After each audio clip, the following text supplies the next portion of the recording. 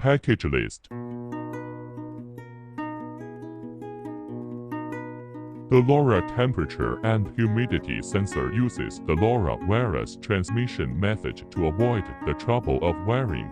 The LoRa wireless communication protocol independently developed by our company avoids the mutual interference between the measuring points during the signal transmission process. It solves the problems of short communication transmission distance and poor signal penetration. The communication distance can reach up to 3 kilometers of line of sight.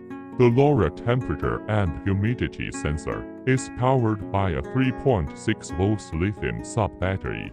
With low power consumption and long service life, the shell adopts IP65 protection grade, which can meet the use in outdoor places.